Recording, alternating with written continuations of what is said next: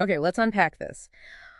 Are you feeling overwhelmed by data? Maybe drowning in information spread across, I don't know, countless systems Mm. and struggling to find those crucial insights quickly? It's a problem we hear about constantly now. That feeling of data overload leading to chaos. It really is. It makes it incredibly difficult to act decisively when you need to. Yeah. You've got mountains of data, Yeah. right? Often stuck in different silos, different formats, structured databases over here, unstructured documents like emails or reports over there. Right. And getting a clear, unified view, it can feel like trying to solve a puzzle with, well, half the pieces missing. Takes massive effort, a lot of time. Exactly. And that chaotic reality, that's really what brings us to today's deep dive. We're going to try and cut through some of that noise by digging into the xAQUA Unified Data Platform, Okay. which is presented, at least in the source material we have here, as a solution aiming to directly address these very challenges. So, our mission today, to unpack what these sources say xAQUA actually is, explore its key capabilities, and understand who they claim it's designed to help. Basically offering you a shortcut to being well-informed about this platform. Yeah, and from what we can see in the materials, Aqua's core promise seems to be about empowering everyone, not just, the data specialists. Right, everyone. Enabling them to access, discover, and prepare trusted data products.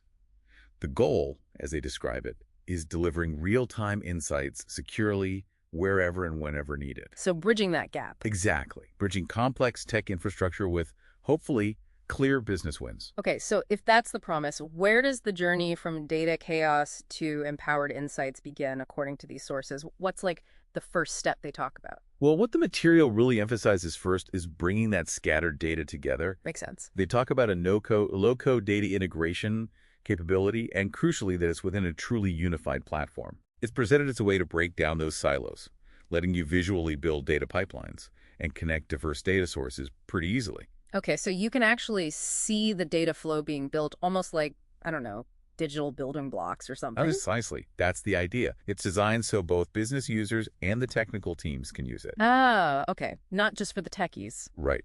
The materials talk about connecting everything from simple files to complex databases, and they give specific examples like Snowflake, Salesforce, and S3 storage. Common ones. Yeah, common ones. And the idea is drag and drop simplicity for integrating those sources and automating workflows. And the key here, as you mentioned, is that it all happens within one seamless environment. That certainly sounds like it would reduce the complexity, right? Not juggling a whole stack of disconnected tools. Absolutely. The sources claim this unified approach dramatically speeds up data projects. How so? Well, largely by simplifying that initial, often really painful integration step, getting everything talking to each other. Right. Okay. So you've brought the data together. It's integrated in this unified platform. What's the next piece of the puzzle then? Because just having it all in one place doesn't automatically make it accessible or easy to understand for everyone, does it? That's exactly right. And this is where the sources highlight something pretty impactful. Yeah. And they suggest it's quite revolutionary, especially for business users.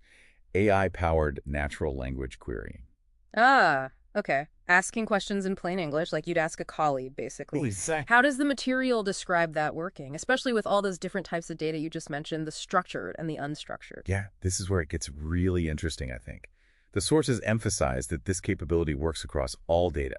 Yeah. And they really stress that all. Oh. Not just your neat structured databases, but also those unstructured documents, things like emails, customer feedback forms, internal reports, you name it. Mm. The AI is designed to understand your question in plain language. And then it translates that. Yeah. How? What happens under the hood? Well, for the structured data, the databases, the AI generates the necessary underlying SQL code automatically. Right, the technical query. Exactly. Right. But for the unstructured text, it's designed to extract insights directly from the document content itself. This capability, they note, relies on embedded semantic intelligence. Semantic intelligence. Okay, that's a term we hear thrown around a bit. What does that mean in this context, like practically? It means the platform aims to understand the meaning and the relationships within your data, not just its technical structure or where it sits. Got it. So it understands context. Yeah, it helps the AI grasp what you're really asking, regardless of whether the answer is hiding in a nicely organized table or, buried deep in a paragraph of text somewhere. Okay, so you could literally ask things like, what were our top Q1 sales drivers? Or shifting to that unstructured data, maybe something like summarize the recurring issues mentioned in recent customer support emails. Exactly, those kinds of questions. And the benefit highlighted in the sources is pretty clear: instant answers. And it bypasses that traditional, often slow process of needing to file IT tickets, waiting for reports to be built, or trying to navigate complex dashboards yourself. It's about empowering immediate self-service access to information. That instant self-service access to all data, using plain English, that sounds like a pretty fundamental shift. But, with potentially everyone having access to so much data, how do the sources address the crucial need for trust and security? That's a critical point, yeah. And the sources put a significant emphasis on it. They highlight the delivery of trusted data products with built-in governance and compliance. Okay, built in. Yeah, the material presents governance not as some add-on you bolt on later, but something embedded right from the very beginning. Embedded governance. What does that actually look like in practice, according to these sources? Can you give examples? Sure. They give specific examples like PII masking, so automatically hiding sensitive personal information like names or addresses. Okay, important. Definitely. And real-time policy enforcement, applying access rules and security measures automatically as the data is actually being used. Ah, so not just after the fact. Right. And also detailed audit trails. So keeping a clear record of who accessed what data and when. So you have confidence that sensitive data is protected and usage is tracked properly. Precisely. That's the goal they articulate. And they also state the platform is designed to align with major compliance standards like GDPR and HNX. Okay. The benefit they really emphasize here is ensuring you can make confident decisions using this data without being slowed down by, manual checks or constant worries about compliance violations. Okay, so we've got data integrated, easily queryable across different types, and governed for trust. Pulling all this together, what do the sources say is xAQUA's core differentiator in the market? What makes it stand out? They position xAQUA as an AI-first, all-in-one platform that's explicitly designed for outcomes. Outcomes. Okay. This seems to be a key claim. They're saying it goes beyond simply managing data infrastructure, which is complex enough to actively helping you analyze and act on that data to achieve specific business results. And this outcomes focus, is that where the underlying tech, like that semantic intelligence and automation we talked about, comes back in? Yes, that's exactly what the sources suggest. By embedding that semantic intelligence and automating many of those complex, often error-prone, manual data tasks. Like data prep. Yeah, like data prep, data cleansing, that kind of thing.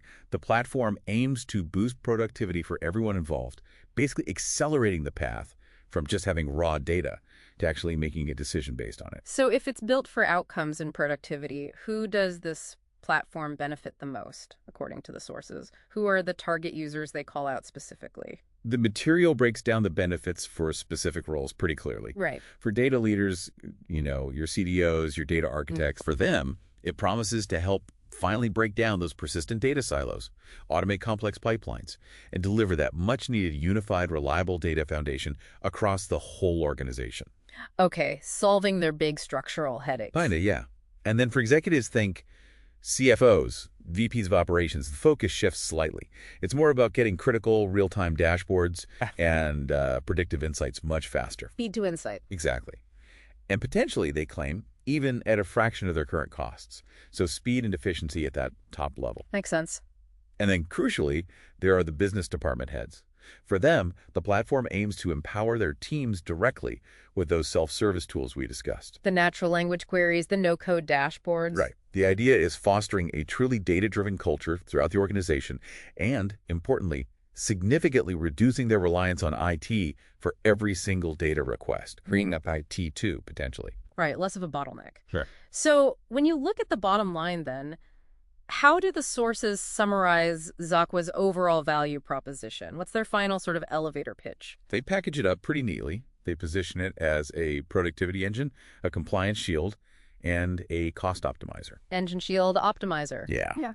The core message really seems to be helping teams achieve more, faster, and safer, but with less manual effort, less complexity, and ultimately less frustration than maybe traditional approaches involve. It sounds like a comprehensive attempt, at least as presented in these sources, to really transform an organization's relationship with its data, moving it from being a source of chaos to being a driver of clear outcomes. It certainly presents that vision. It's aiming to take that scattered, complex world of enterprise data and make it accessible, trustworthy, and importantly, actionable for a much wider group of people within a company. Absolutely.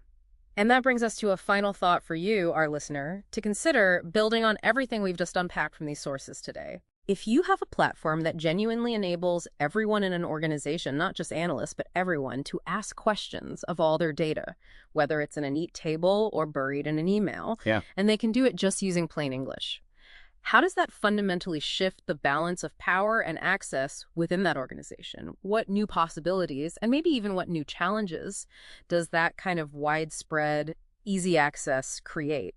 Think about things like existing data governance structures, how knowledge gets shared, or even those traditional organizational hierarchies that are sometimes built around who holds the information. It's a significant potential shift, isn't it, in how information flows and gets used day to day. Definitely something worth reflecting on.